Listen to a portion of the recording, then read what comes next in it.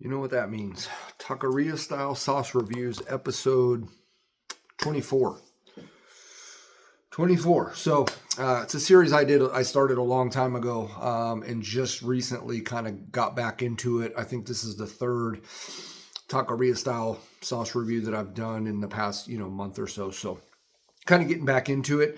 I've went to a few different taquerias, which reinvigorated my love for the taqueria style sauce, which is what the ultimate idea behind this kind of series was.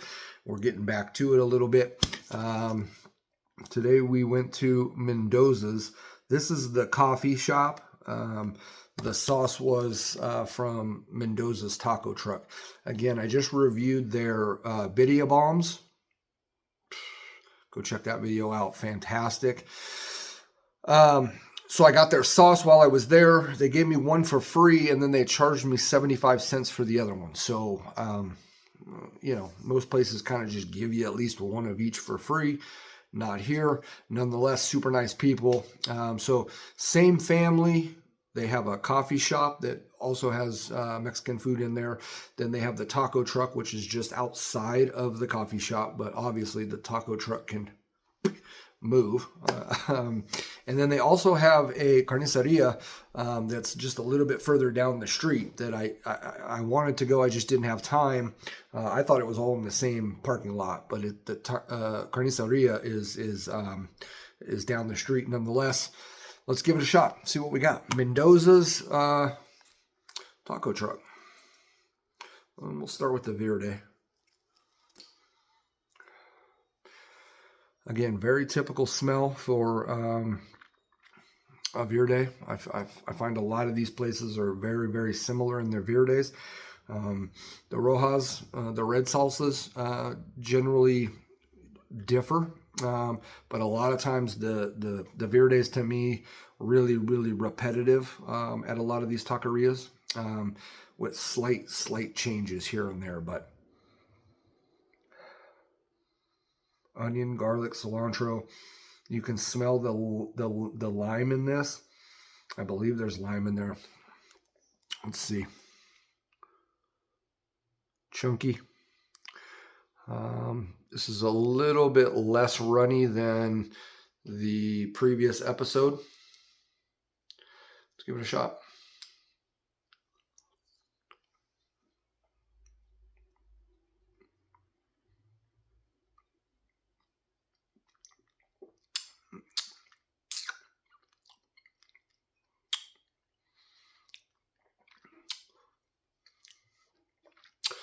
So I wasn't a big fan of the flavor up front. It's not as fresh and vibrant as a lot of Verdes that you're going to find at your mom and pop taquerias, food trucks, things of that nature. It's a little watered down, and they might be doing that to tame the heat because right there at the back end, there's a decent little spice to this. This is one of the warmer Verdes that I've done in this series from what I can remember. Again, these 20-something videos date back some years because I stopped doing these for a while, but it's a very interesting flavor in there too. I can't quite pinpoint what that is. It's a unique Verde, I'll give it that.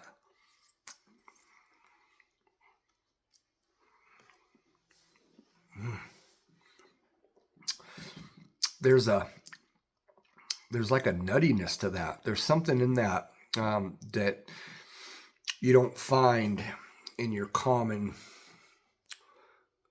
Hispanic style Verde. There's something different in that, and I can appreciate that. But it's different. It's just not what you would expect. It took me off guard. There's something in that. It's like a woody flavor. There's a nutty flavor to that. I like it. It's interesting though, but it took me aback for a minute there. You know what I mean? Because that's not what I was expecting to taste. I was expecting what I always get. And so I can really enjoy that and appreciate that because it is something different. It's different though. You know what I mean? It's definitely different. I'm going to save that because I'm going to try that on some food. I really want to see Other ones I don't need to try them. I already know what I would like it on. That I want to see. There's something in that. I'm gonna have to ask them if I go back. If I ever go back to this place and think about this and do it, I'll do another review and I'll find out what that is. If you guys have ever had this place, again, this is local to me, Sun Valley, Nevada, basically Reno, Nevada. It's just a different suburb, a different outside of Reno.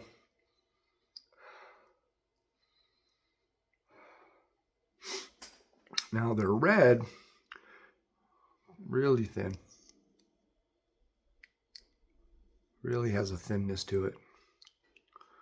You can see bits and pieces in there and chunks.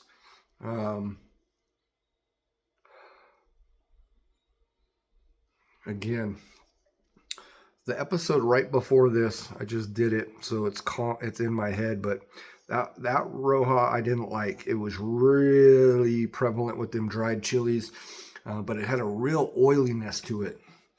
This has that same kind of two characteristics, but it doesn't appear to be as much. So let's give this a shot.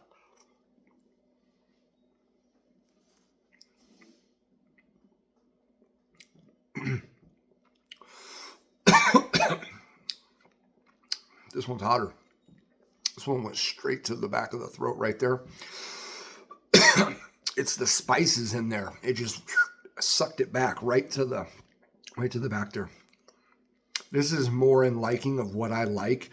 Although you can really taste dried chili. Like it's just so prevalent to me that this is not made with fresh peppers.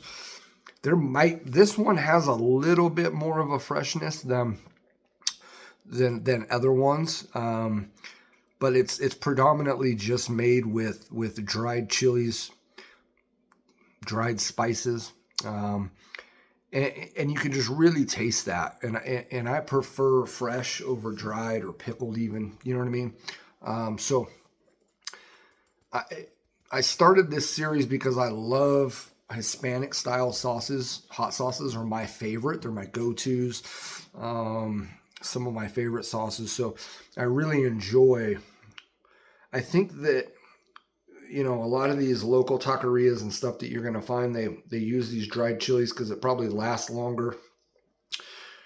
They can get them, it's cheaper than using fresh. But it shows,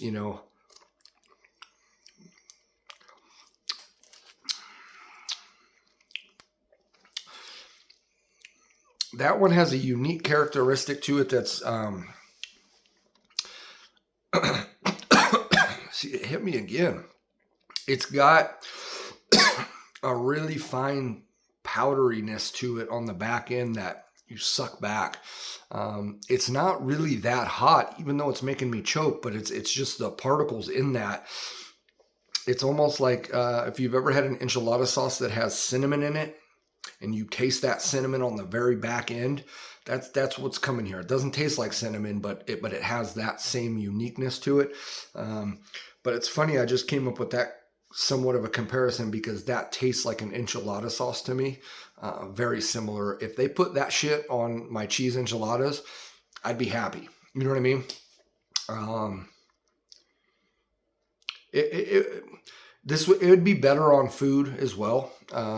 So you got to take that into characteristic. I really do these reviews because I want to see the flavor that's really behind the sauce. And when you start mixing it with food, it takes away from the heat. It takes away from the overall flavor that's there.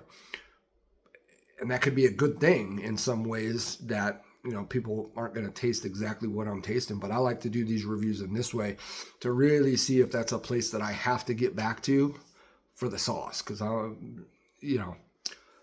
the food's got to be good for me to go, again, I'll try anything once, but for me to go back, the food has to be good, right? Of course. But just as close to the food for me, the fucking sauce has got to be good. Their hot sauce. It's got to be, or I'm not going back. You know what I mean? Like, I might at some point, but it's not going to be a place that I frequent often. The taquerias that I frequent often, generally, they're my favorite sauces at the taquerias that I've tried. And these just aren't quite there. Although that green one, again, it might be made with nuts. I don't know, but that has a piney, woody note to it. So very unique, but good. So, the sauces aren't bad where you'd be like, don't ever go there, right? That's not what I'm getting at. This place is a little far for me, and I went just to try the Bidia bombs, which was worth it. The hot Cheeto Bidia bombs, you know what I mean? And then I got the sauces while I was there just to do this episode as well, since I was going there for the food. But yeah, it's all right. Anyways, hope you guys enjoyed Taqueria Style Sauce Reviews 24. I'll see ya.